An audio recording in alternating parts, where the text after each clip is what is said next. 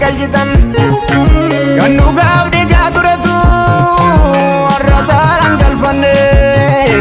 ati ilmoo bobbaafatte nagaa jira jettee keessa ishee boqonnaan arganne dubbii dhalcha dubbii tuttuqtan dubbii dhalchitan uummata diigii keessa galchitan kan dhugaaf dhiigaa turetu warra saalaan galfanne ati ilmoo bobbaafatte nagaa jira jettee keessa ishee boqonnaan arganne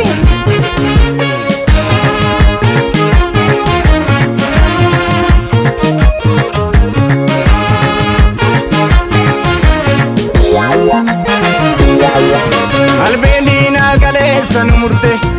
cubaa dhiiga keenya hordofte har'as nu biraa namne aarsaa goototaaf humna rabbii namne akka deemsa yeetii silaa yoo nagaata dhuguu qabne gomogoo wal malee firan qabnu of eegi akkas irraafne qilleensi sobaa yoo bubbisu carraa argannaan kutaan si kukkutu aziizi walii shubbisu obbolee yankee dhiiga bochisu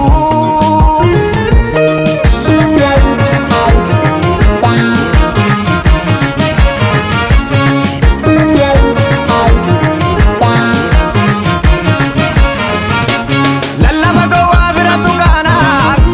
ni waama deebiin dhaggeeffatu lallaba gowwaa firatu kaana adda kutu deebiin dhaggeeffatu lakkisaan kaasu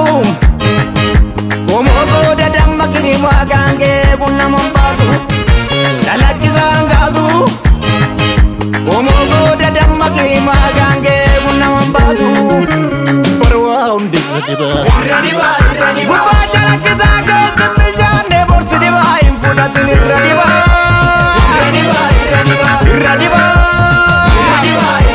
borsi dibaa gubbaacha lakkisaa keessa summiidha borsi dibaa hin fudhatin irra dibaa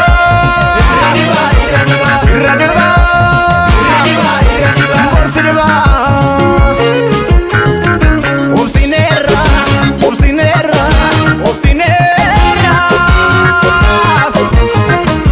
obsineerra obsoomsa keessa darbee gabbara fakkaatu of eeggadhu galeessaa sotoo tuffattu kan teessumatti jibbite lafaa kaatee sitti sirbite obsineerra obsineerra obsineerra obsineerra obsoomsa keessa darbee gabbara fakkaatu of eeggadhu galeessaa sotoo tuffattu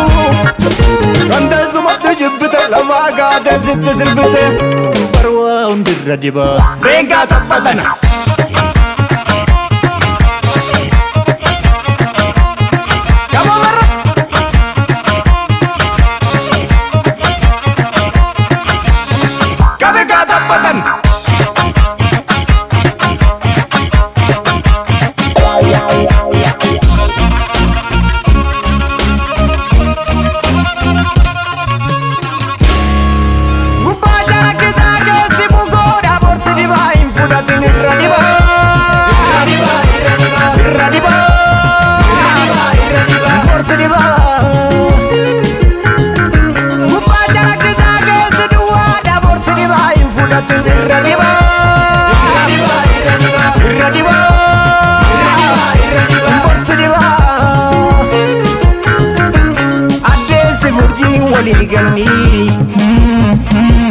warri dhabduumessa michoonfatanii biiftuu baadoo gurgaadatanii biiftuu yeroo ishee baan ooltu isaanis guyyaa hin mul'atanii galma dhugaa galma dhugaa galma dhugaa ijaarsi saasaa ulfaatu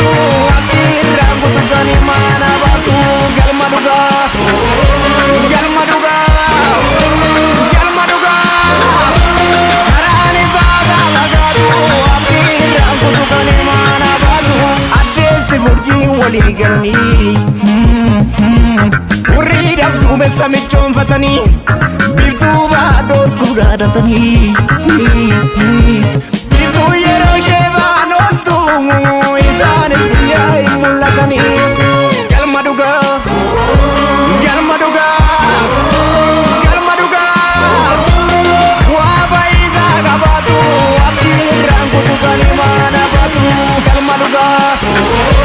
galma dhugaa galma dhugaa oreen guutaa qabaatu abdiin irraan kutu kan imaana baatu barwaa hundirra dibaa beengaa taphatana